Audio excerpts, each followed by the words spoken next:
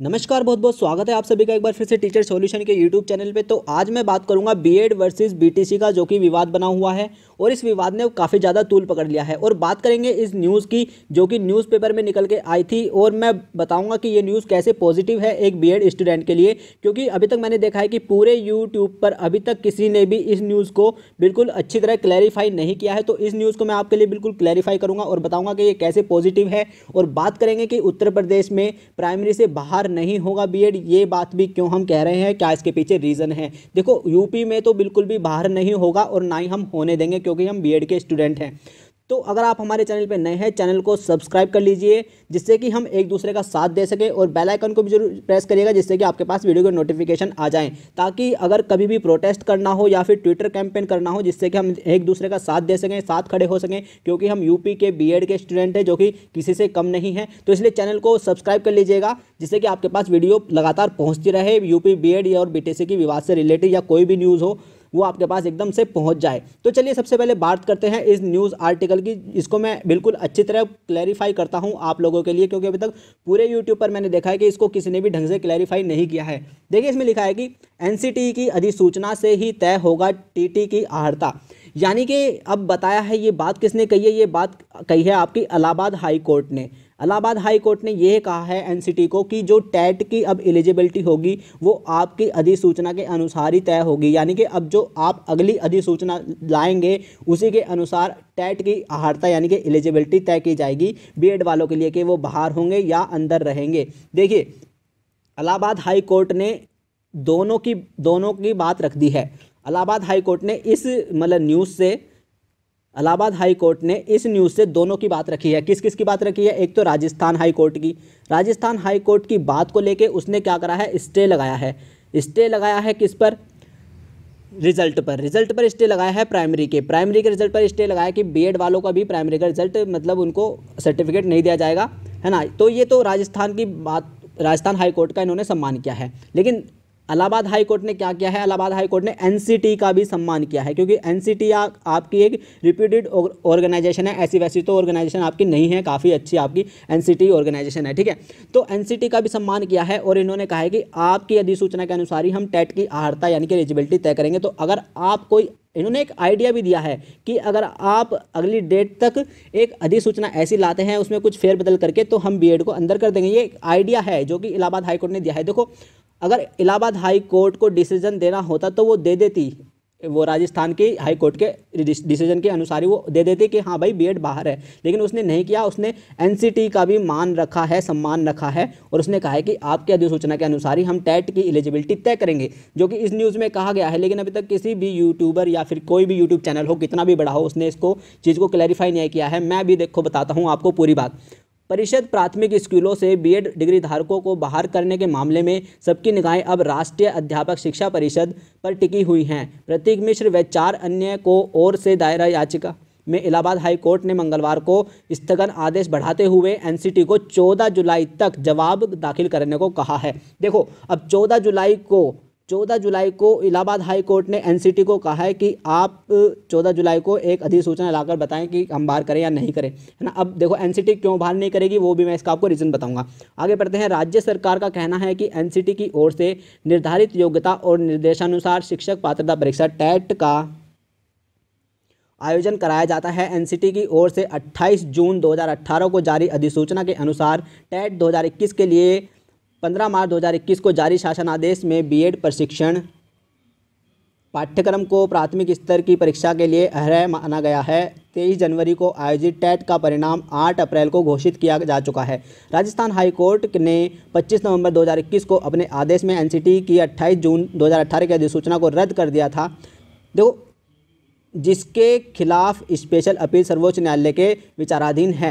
Rajasthan high court के 25 नवंबर 2021 के आदेश के अनुपालन में एनसीटी ने अब तक कोई संशोधित अधिसूचना आदेश जारी नहीं किया है। देखो, संशोधित अधिसूचना आदेश यानी कि हम अधिसूचना में अपनी संशोधन करके उसको फिर से जारी कर सकते हैं। कोई ऐसी फेरबदल करके फिर से बीएड को प्राइमरी के लिए एलिजिबल करवा सकता है एनसीटी, और वो जरूर करवाएगा। मैं इसका आपको रीज़न दूंगा।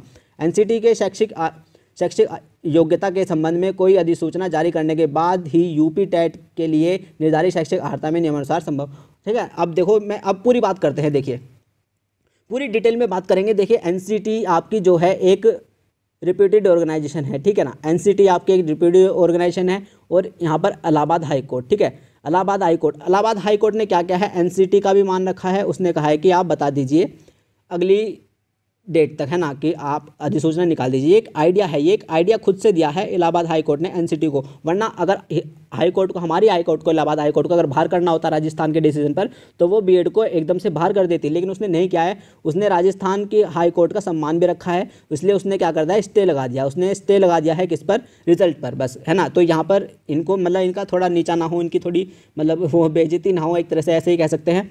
तो इसने क्या सम्मान किया है कि हाँ ठीक है, आपने ऐसा किया है तो हम भी स्टे लगा देते हैं। लेकिन एनसीटी को एक मतलब आइडिया दिया है कि आप अधिसूचना ले आइए नेक्स्ट। क्योंकि ये क्यों बात है, देखो एनसीटी, अब बात करते हैं कि एनसीटी क्यों बाहर नहीं करेगी बीएड वालों को। सबसे बड़ी बात तो यह है, देखो एनसीटी एक आपकी क्या है, रेप्यूटेड ऑर्गेनाइजेशन है, ठीक है ना। एनसीटी आपकी एक रिप्यूटेड ऑर्गेनाइजेशन है। अब कोई भी रिप्यूटेड ऑर्गेनाइजेशन कोई अगर डिसीजन ले ले, और एनसीटी ने ये डिसीजन लिया था आपका 28 जून 2018 को एनसीटी ने खुद बीएड वालों को प्राइमरी के लिए एलिजिबल किया, खुद किया है। लेकिन अब क्या है, अब बीटीसी वाले शोर मचा कर बाहर करवा रहे हैं। एनसीटी नहीं कर रही है लेकिन बीटीसी वाले करवा रहे हैं। तो अब अपना ही डिसीजन खुद गलत साबित कर दे एनसीटी, ये तो नहीं हो सकता। कोई भी कितनी भी बड़ी रिप्यूटेड ऑर्गेनाइजेशन हो, अगर वो अपना ही डिसीजन लेके खुद गलत साबित कर दे अपने आप को, तो ये तो नहीं हो सकता। तो एनसीटी तो बिल्कुल भी अपना डिसीजन गलत साबित नहीं करेगी, ये तो बिल्कुल 100% बात है। वो अधिसूचना में कोई भी फेरबदल कर दे और बीएड वालों को फिर से एलिजिबल कर दे, ये तो हो सकता है। लेकिन वो अपना डिसीजन फिर से खुद गलत साबित कर दे अपने आप ही कि नहीं, हाँ मैं बाहर करता हूँ बीएड वालों को, तो ये तो बहुत ही ज़्यादा गलत बात हो जाएगी, है ना। तो एनसीटी तो बिल्कुल बीएड वालों को बाहर नहीं करेगा, जैसे कि हाई कोर्ट करता है ना। हाई कोर्ट ने राजस्थान हाई कोर्ट का मान रखा है ना, रिजल्ट पर स्टे लगाकर। तो ये तो सभी करते हैं। डॉक्टर का मान रखता है, मतलब कोई भी डॉक्टर किसी, और आप बताते हैं कि उस डॉक्टर ने मुझको ये कहा है, तो डॉक्टर का मतलब एकदम से ऐसी बेइज्जती नहीं करता कि हाँ यार वो डॉक्टर तो बेकार है, उसके पास मत जाना। वो उसका भी सम्मान करता है और लेकिन दूसरी दवाई आपको दे देता है ना। तो पुलिस वाले का सम्मान करता है। तो ऐसे ही एनसीटी भी अपने डिसीजन को गलत साबित खुद से नहीं करेगी, जो उसने अब ले लिया था 2018 में बीएड को एलिजिबल करके प्राइमरी में। अब बात करते हैं, देखो अब यूपी में क्यों नहीं बाहर होगा, है ना। देखो राजस्थान में जो हुआ है उसका हम कुछ नहीं कर सकते, क्योंकि वहाँ पर बीटीसी का ज़्यादा बोलबाला है, वहाँ पर बीटीसी वालों का ज़्यादा बोलबाला है, इसलिए वहाँ पर हो गया है। लेकिन यूपी में ऐसा नहीं है, यूपी में ऐसा नहीं है। यूपी में बीएड वालों का ज़्यादा बोलबाला है। यूपी में अगर बात की जाए बीएड वालों का ज़्यादा बोलबाला है, अगर मैं तुलना करूं यानी कि कंपेयर करूं बीटीसी वालों से, है ना। यूपी में बीएड वालों का ज़्यादा बोलबाला है, बीटीसी वालों का कोई भी नहीं है। देखो अगर बात करी जाए, देखो अगर मैं बात करूं सेशन 2020-22 की, है ना, सेशन 2020 और 22 का जो बीएड का सेशन था और बीटीसी का जो सेशन था 2020-22 का, तो यूपी में इतना बुरा हाल है बीटीसी का कि 2020-22 बीटीसी का सेशन बिल्कुल जीरो गया है, ठीक है। ये बात अगर आपको पता हो तो ये बहुत ज़्यादा शर्म वाली बात है बीटीसी वालों के लिए और यूपी के लिए। मतलब यूपी में बीटीसी का इतना ज़्यादा बुरा हाल है कि 2020-22 सेशन बिल्कुल जीरो गया है, यानी कि एक भी बच्चे का एडमिशन इसमें नहीं हुआ है। जबकि 2020-22 में बीएड वालों का एडमिशन हुआ था, और जबकि उस टाइम पर कोरोना काफ़ी ज़्यादा था, और बीएड वाला जो ये बीएड वालों का एंट्रेंस एग्जाम होता है तब जाके वो अपना कॉलेज में एडमिशन लेता है। लेकिन बीटीसी वालों का ऐसा नहीं होता। बीटीसी वाले सिर्फ मेरिट के बेस पर ही उनका एडमिशन हो जाता है, उनको तो कोई एंट्रेंस भी देना नहीं पड़ता। तब भी 20 और 22 सेशन बीटीसी वालों का यूपी में जीरो गया है। तो यूपी में बीटीसी का बहुत ज़्यादा बुरा हाल है। तो यूपी में इसलिए बीटीसी वालों की बात ज़्यादा नहीं सुनी जाएगी, क्योंकि यहाँ पर बीएड के बच्चे ज़्यादा हैं और उनका सेशन बिल्कुल सही तरह चलता रहता है। जहाँ पर सेशन ही जीरो हो गया हो, आप सोच सकते हैं, जिसका सेशन ही जीरो हो गया हो, यानी कि पूरा एक साल तक किसी भी बच्चे का एडमिशन ना लिया हो, तो वहाँ पर कितना बुरा हाल बीटीसी का है। तो यूपी में तो मैं कहूँगा सरासर बीटीसी वालों की तो ज़्यादा नहीं सुनी जाएगी, और बीएड वाले बिल्कुल भी बाहर नहीं होंगे प्राइमरी लेवल पर, क्योंकि बीटीसी का यार सेशन ही जब जीरो हो गया, तो इसका मतलब आप देख सकते हैं कि ना कोई बीटीसी करने को तैयार है यूपी में इतने ज़्यादा, और ना ही इतने ज़्यादा बच्चे हैं, तभी तो सेशन जीरो हो सकता है। मतलब एक पूरा ऐसा साल जिसमें किसी भी बच्चे का एडमिशन ना हो, आप सोच सकते हैं कितनी ज़्यादा गलत बात है।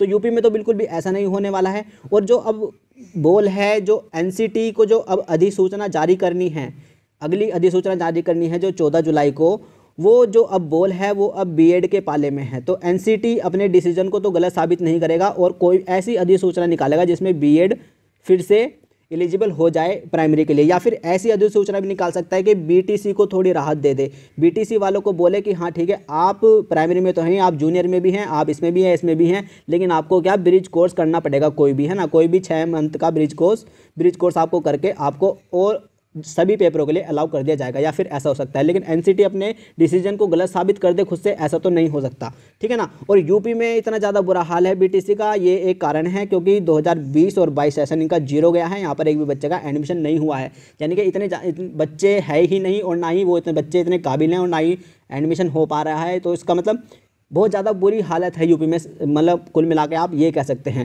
है ना। तो यही आज की अपडेट थी। तो इसलिए ही यूपी में तो बीएड बिल्कुल भी प्राइमरी से बाहर नहीं होगा, ठीक है। तो अगर आप चैनल पे नए हैं तो चैनल को सब्सक्राइब कर लीजिएगा और बेल आइकन को जरूर प्रेस करेगा ताकि आपके पास वीडियो को नोटिफिकेशन आ जाए, और हम एक दूसरे के साथ खड़े रहेंगे जब तक बीएड को ये प्राइमरी में अलाउ नहीं करते हैं, ठीक है ना। तो इसलिए चैनल को सब्सक्राइब कर लेगा। अगर कोई भी सूचना देनी हो मैं आपको दे दूंगा, और कभी ट्विटर कैंपेन करना हो या फिर कोई प्रोटेस्ट करना हो, हम एक साथ खड़े रहेंगे। तो चलिए मिलते हैं नई वीडियो में नई जानकारी के साथ, तब तक के लिए नमस्ते, टाटा बाय बाय, अपना ध्यान रखिएगा, खुश रहेगा, धन्यवाद।